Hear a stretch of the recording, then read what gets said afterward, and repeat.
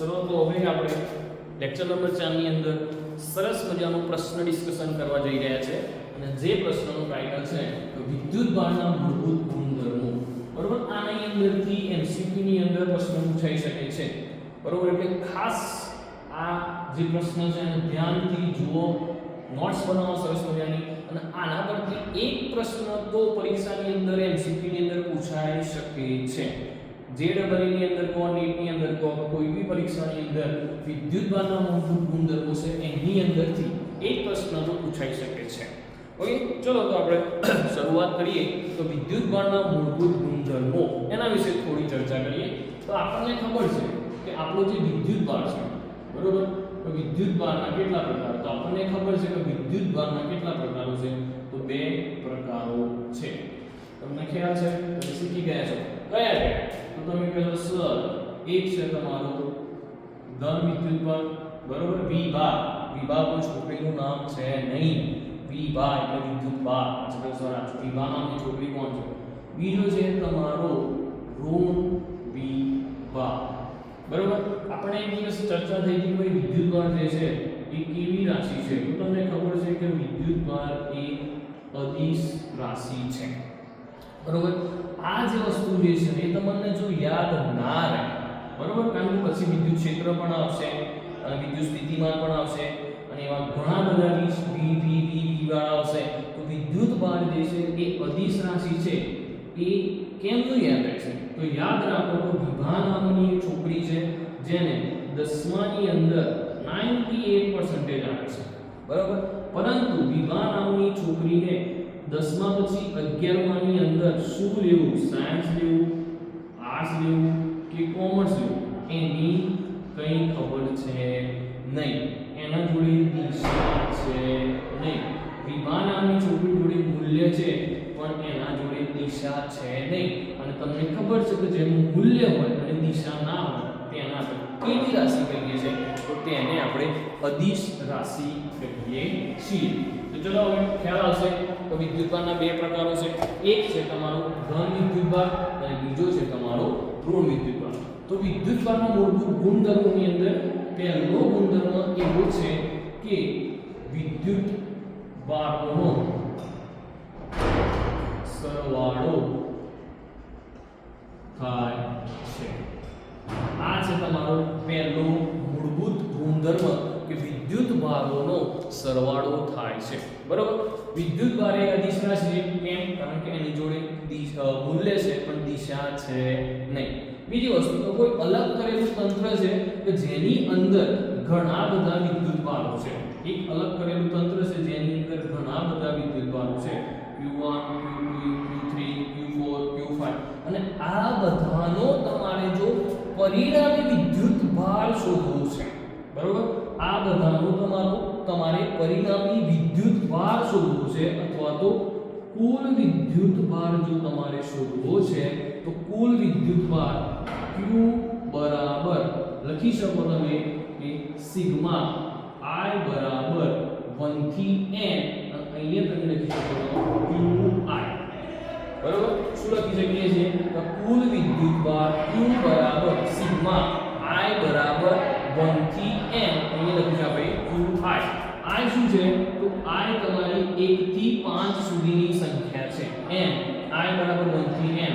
Sir, આ ABCD નો E શું કામ લખ્યું? ભાઈ, આ E નથી. આને આપણે શું કહીએ છીએ? તો આને આપણે સિગ્મા કહીએ છીએ. અને સિગ્મા મતલબ શું? તો સિગ્મા મતલબ કે સરવાળો. બરોબર, આઈ થિંક તમે બાર સાયન્સમાં છો એટલે તમને ખબર જ હશે કે સિગ્મા એટલે સરવાળો. તો જોઈએ હવે કે આપણને કયા કયા વિદ્યુતભાર આપેલા છે. તો તમને આપેલું છે Q1 Q2 Q3 Q4 Q5. અહીંયા n છે તો ડેશ ડેશ ડેશ તમે અહીંયા લખી શકો છો Qm. બરોબર, તો પહેલો જે નિયમ છે સંરક્ષણના મૂળભૂત ગુણધર્મનો જે ગુણધર્મ છે, ફંડામેન્ટલ પ્રોપર્ટીઝ, તો વિદ્યુતભારનો સરવાળો થાય છે. તો એક અલગ કરેલું તંત્ર છે અને એની અંદર જુદા જુદા બિંદુઓ આગળ ધન અને ઋણ વિદ્યુતભારો હોય તો એમનો શું થાય છે? એમનો બેઝિક સરવાળો થાય છે. બરોબર, તો તમે જોઈ શકો છો કુલ વિદ્યુતભાર Q બરાબર સિગ્મા I બરાબર 1 થી n QI 1 Q1 Q2 Q3 Q4 Q5 Qn. ચલો એક ઉદાહરણ જોઈ સમજીએ કે વિદ્યુતભારોનો બેઝિક સરવાળો કેમ થશે. તો જુઓ આપણને એક તંત્ર આપ્યું છે, એની અંદર તમને Q1 ની કિંમત 1 આપેલી છે, Q2 ની કિંમત -2 આપી છે, Q3 ની કિંમત 3 આપી છે, Q4 ની કિંમત -1 આપેલી છે અને Q5 ની કિંમત ધારો કે -10 આપેલી છે. ચલો પ્લસ 10 આપી દઈએ અને તમને એવું પરીક્ષામાં પ્રશ્ન પૂછાયો કે આનો પરિણામી વિદ્યુતભાર કેટલો હશે. તો પરિણામી વિદ્યુતભાર કે તમને ખબર છે કે Q બરાબર સિગ્મા I બરાબર 1 થી ક્યાં સુધી છે 5 સુધી. તો અહીં શું લખશું આપણે Q5 બરોબર. તો ચલો સૂત્ર મુજબ સંખ્યા મૂકીએ આપણે. તો Q1 Q2 Q3 Q4 Q5. હવે કિંમત મૂકો. તો આની કિંમત છે 1 Q2 ની કિંમત છે -2 Q3 ની કિંમત છે તમારી 3, આની કિંમત છે તમારી -4 અને આની કિંમત છે તમારી 10. બરોબર. સરવાળા બાદબાકી તમને આવડતા જ હશે બરોબર. ધોરણ 3 ની અંદર તમે આવો એક નિયમ ભણ્યા છો તો ભાગુ સ બા ભાગાકાર ગુણાકાર સરવાળો અને બાદબાકી. તો ચલો આનો જવાબ શું આવશે તો જોઈએ આપણે 1 ± -2 +3 ± -4 +10. હવે આની અંદર ઘણા વિદ્યાર્થીઓ ભૂલ કરતા હોય છે બરોબર. આને ગણી આગળ લેતા નથી પણ આની આગળ પ્લસ ચિહ્ન હોય છે. આપણે લખતા નથી એનો મતલબ એ નહીં કે આપણને ખબર નથી પણ આની આગળ પ્લસ ચિહ્ન હોય છે. તો 1 + 3 સરવાળો કેટલા 1 + 3 4 4 + 10 તો કેટલા થશે 14 થશે બરોબર. 1 + 3 4 4 + 10 14 બરોબર. અહીંયા જો -2 -4 -2 -4 કેટલા થશે -6. તો 14 - 6 તો અહીંયા શું લખશું આપણે 8 કુલમ્બ. કારણ કે વિદ્યુતભારનો એકમ શું છે કુલમ્બ છે. 2 - 4 -6 1 + 3 4 4 + 10 14 બરોબર. તો આ જે પહેલી જ તમારા મૂળભૂત ગુણધર્મોની અંદર પહેલો ગુણધર્મ છે તો વિદ્યુતભારનો સરવાળો થાય છે બરોબર. યાદ રહેશે ને. ઓકે. તો નોટ્સ બનાવી હોય તો તમે બનાવી શકો છો. ચલો હવે બીજો ગુણધર્મ આપણે જોઈએ. બીજો ગુણધર્મ શું છે તો ફર્સ્ટ જોયો આપણે કે વિદ્યુતભારનો બેઝિક સરવાળો થાય છે અને બીજો જ ગુણધર્મ જે છે એ ગુણધર્મનું નામ છે વિદ્યુતભારોનું સંરક્ષણ થાય છે. ઓકે. વિદ્યુતભારોનું સંરક્ષણ થાય છે. ઓકે. હવે પ્રશ્ન થાય આ સંરક્ષણ મતલબ શું. સંરક્ષણનો મતલબ શું થાય છે બરોબર.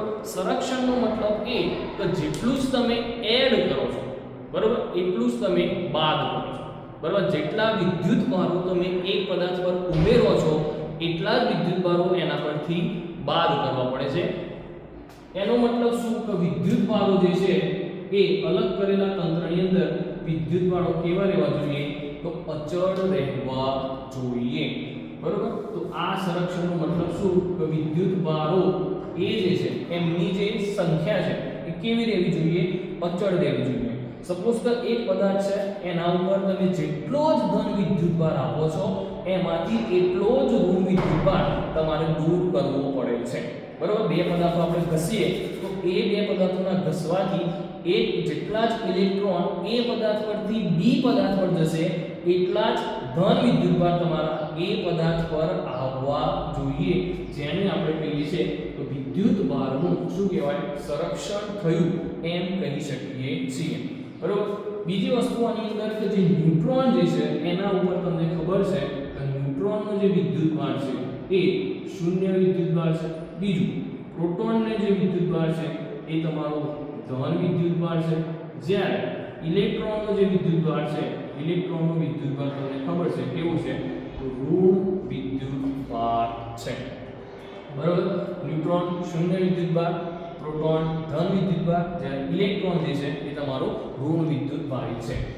જ્યારે પણ એક ન્યુટ્રોન જે છે એ તમારો પ્રોટોન અને ઇલેક્ટ્રોનની અંદર રૂપાંતરિત થાય છે ત્યારે પણ વિદ્યુત ભારનું સંરક્ષણ થાય છે. એક ન્યુટ્રોનનું રૂપાંતર પ્રોટોન અને ઇલેક્ટ્રોનની અંદર થાય ત્યારે પણ વિદ્યુત ભારનું સંરક્ષણ થાય છે. બરોબર, 1 ઇલેક્ટ્રોન -1 એ તમને ખબર છે 1 અને અહીંયા શું આવશે 0.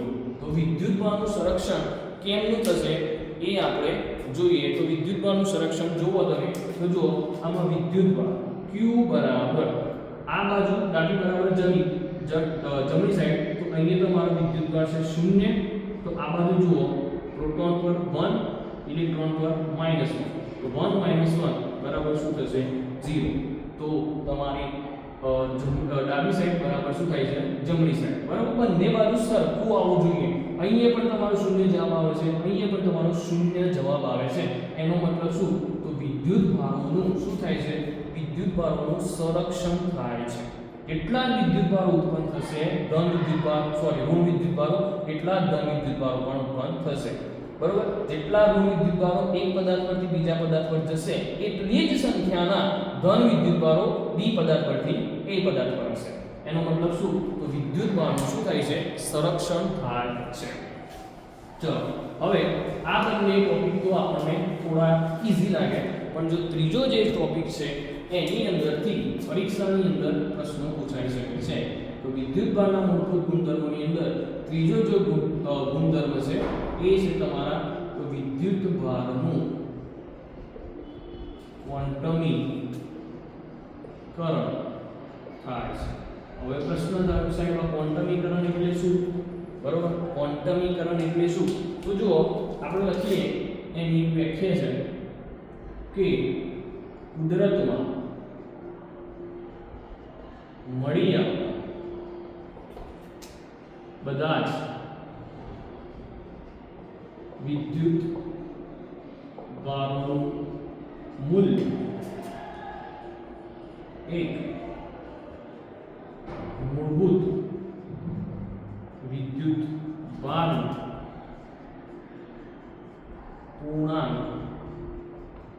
ગુણાંકમાં હોય છે, જેને આપણે વિદ્યુત ભારનું ક્વોન્ટમીકરણ કહીએ છીએ. ચાલો શું છે જોઈએ કે ભાઈ કુદરતમાં મળી આવતા બધા જ વિદ્યુત ભારોનું મૂલ્ય, કુદરતની અંદર જેટલા બી વિદ્યુત ભારો છે એ બધા જ વિદ્યુત ભારોનું મૂલ્ય એક મૂળભૂત વિદ્યુત ભાર, મૂળભૂત વિદ્યુત ભારને આપણે ઇલેક્ટ્રોન લઈએ છીએ. બરોબર, એક મૂળભૂત વિદ્યુત ભાર એટલે ઇલેક્ટ્રોન જે છે એને આપણે મૂળભૂત વિદ્યુત ભાર તરીકે લઈએ છીએ. તો એક મૂળભૂત વિદ્યુત ભારના કયા ગુણાંકમાં? તો ગુણાંકમાં હોય છે. હવે પૂર્ણાંક એટલે તમને ખબર હશે, પૂર્ણાંક મતલબ કે પૂરેપૂરી સંખ્યા. જ્યારે પણ બે પદાર્થો ઘસવામાં આવે છે તો પૂર્ણાંક સંખ્યાના જ ઇલેક્ટ્રોન એ પદાર્થ પરથી બી પદાર્થ પર જશે. બે પદાર્થો છે A અને અહીંયા B, તો જો આ બંનેને આપસમાં ઘસવામાં આવશે તો આના પરથી આના પર પૂર્ણાંક સંખ્યાના જ વિદ્યુત ભારો જશે. એવું નહીં થાય કે 0.1 વિદ્યુત ભાર આના પરથી આના પર ગયો. એવું બી નહીં થાય કે 1/2 વિદ્યુત ભાર આના પરથી આના પર ગયો. નહીં, પૂર્ણાંક સંખ્યાના, બરોબર, પૂર્ણાંક પૂરેપૂરી સંખ્યા આવી જોઈએ એટલી જ સંખ્યાના વિદ્યુત ભારો એક પદાર્થ પરથી બીજા પદાર્થ પર જાય છે. બરોબર, તો એના માટેનું સૂત્ર છે કે Q બરાબર Ne. બરોબર, જે આ n જે છે એ તમારી ધન અથવા તો ઋણ પૂર્ણાંક સંખ્યા છે.